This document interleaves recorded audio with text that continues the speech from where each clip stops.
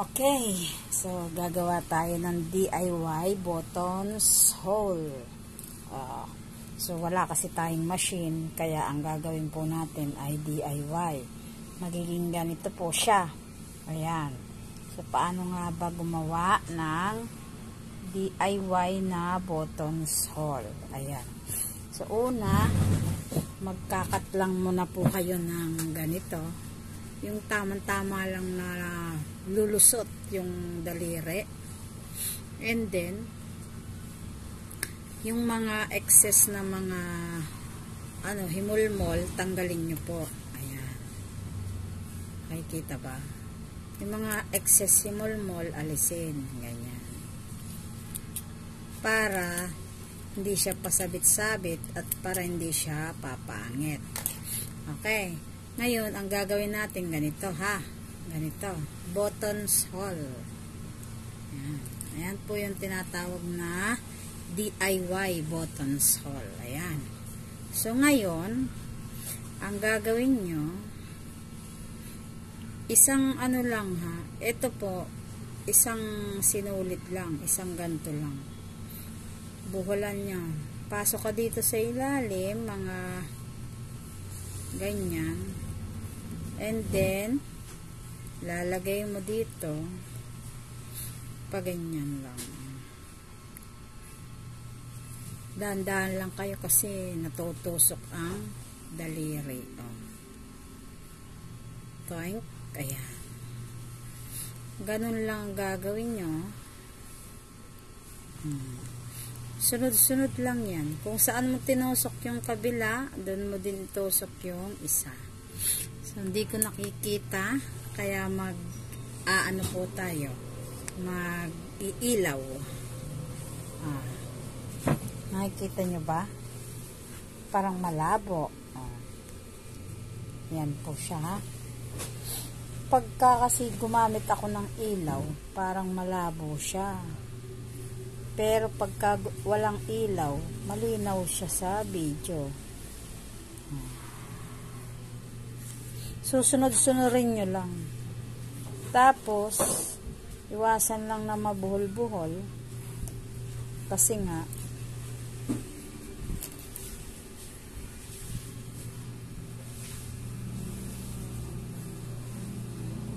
yan.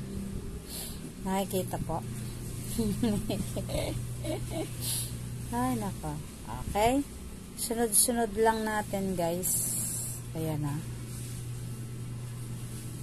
Actually natutusok ang daliri ko dito pagka gumagawa ako ng ganyan.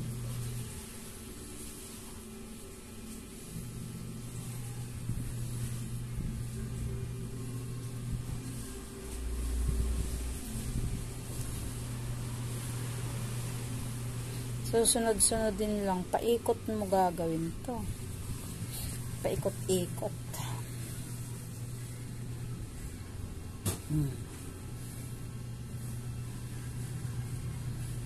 Para maganda. Matagal, super tagal lang gawin to. Kaya kung may machine kayo, mas maganda.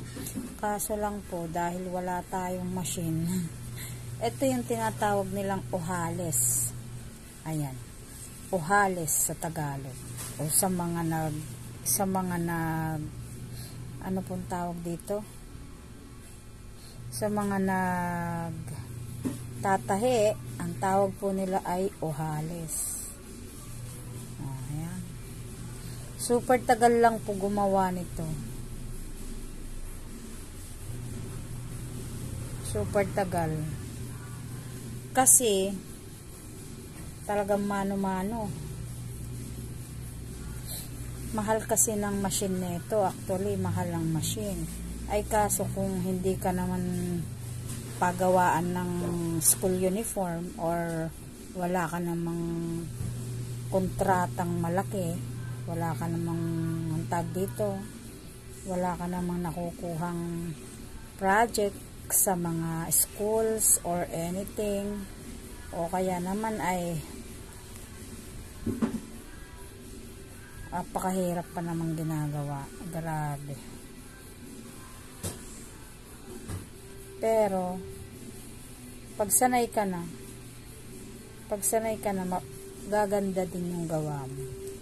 Pag hindi pa, yun lang, apakahirap gawin. O, ayan. Hanggang sa matatapos nyo po yan. Hindi ko alam kung ilang minutes ko ginagawa yung isang ganito. Grabe, apakatagal talaga. Super tagal talaga.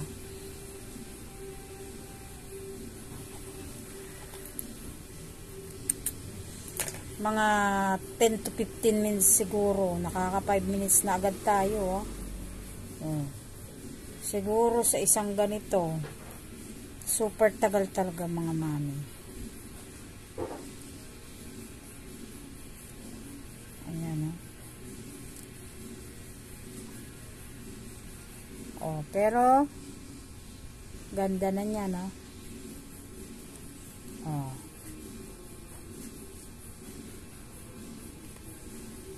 Hanggang sa palibot-libot siya. Ganyan. Okay. So, ipapas forward na lang natin to. Tapos, papakita ko na sa inyo pag malapit na siya. Ayan o, ang ganda na niya. Okay. So, ito na yung ating inuuhales. Ayan na, malapit na siya matapos. Ganyan. Tsatsagain nyo lang. Super hirap niya gawin. Super tagal din. Ganyan po ang paggawa. Pasok dito.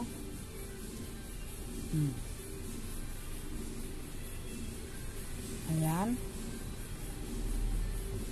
Super hirap gawin.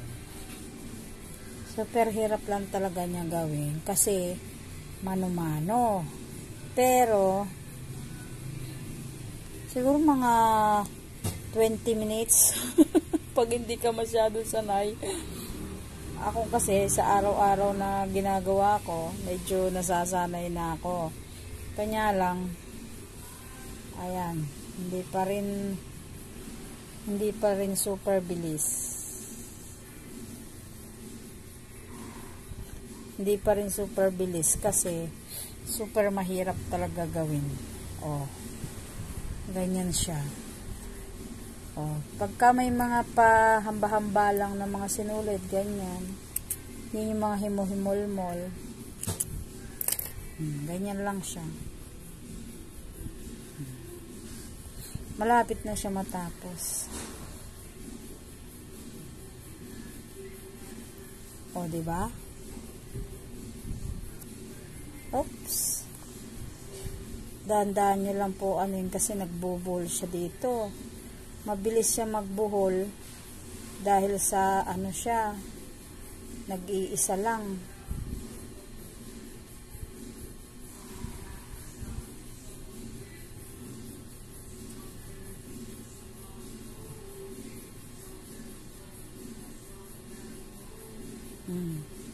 Pag hindi nyo naagapan, magbubuhol-buhol siya.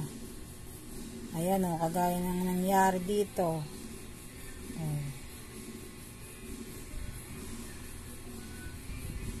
Ang gagawin ninyo, wala na siya. Mangyayari niyan, pag nagbuhol na ganon, gugupitin na. Kasi syempre, buhol na siya.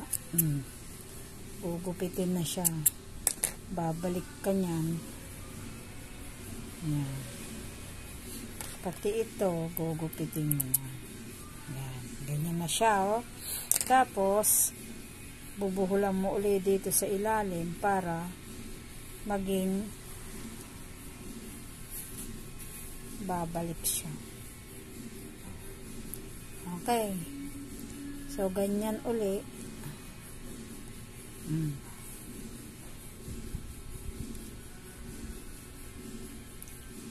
Mahirap lang talaga gawin.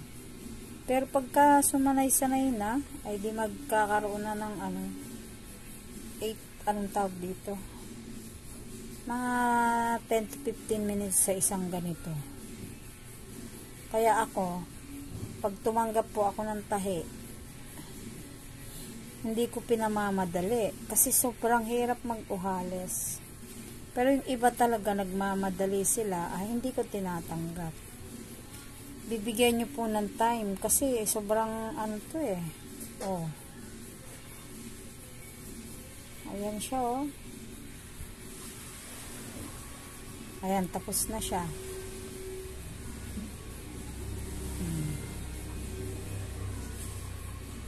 Ganyan siya. DIY na buttons hole. Okay, tapos na siya. Okay. Dito na lang. Tusok mo lang dito sa ilalim. Tapos, ilock mo lang dito sa ilalim.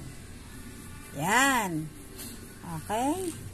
Thank you for watching. Please subscribe.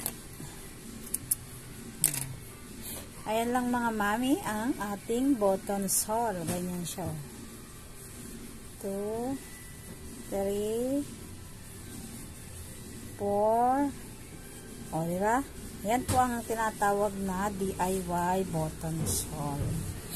Okay. Thank you so much.